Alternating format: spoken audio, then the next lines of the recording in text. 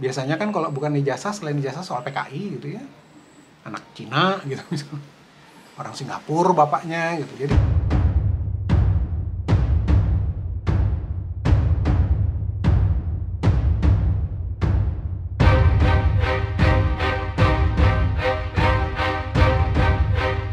belakangan ini ada berita yang sebenarnya ini sudah pernah terdengar pada waktu 2019 yang lalu, waktu Pilpres ya, lagi rame-ramenya.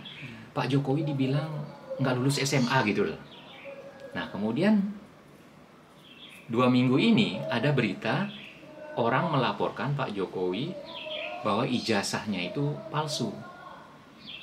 Nah bagaimana Bapak menanggapi hal ini? Karena sepertinya ini seperti siaran ulangan gitu loh. ya kalau saya menanggapi antara senyum-senyum aja lah Pak gitu. Karena begini, itu sudah berulang-ulang soal ijazah Pak Jokowi.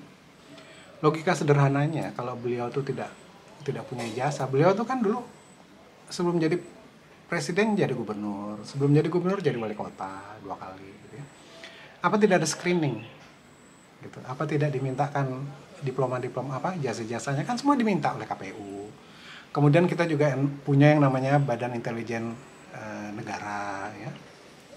Jadi kalau untuk sampai tingkat mungkin pejabat publik pasti dipantau sama BIN gitu ya.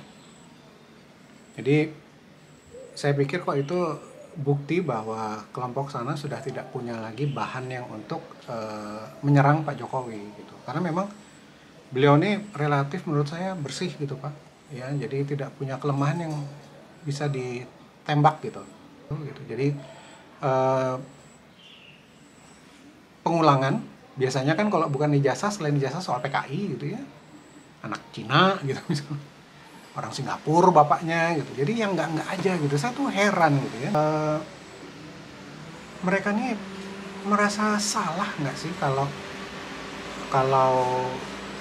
memfitnah? Merasa bersalah nggak sih? Merasa berdosa nggak sih?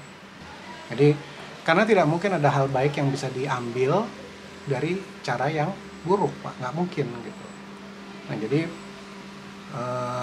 itu sebabnya kan Pak Jokowi, saya makin respect sama beliau ya, karena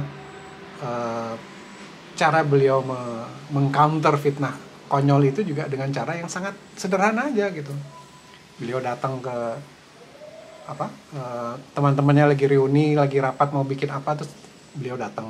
Jadi ya memang harus begitu aja, harus disenyumin aja Pak yang kayak gitu-gitu. Dan juga pada waktu pidato Pak Jokowi pada saat ulang tahun Golkar 2-3 hari yang lalu, kan beliau bilang, ternyata sambil menunjuk gitu ke audiens, ternyata istrinya Pak Akbar Tanjung itu adalah teman sekolah beliau.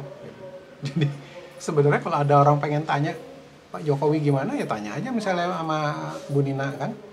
Jadi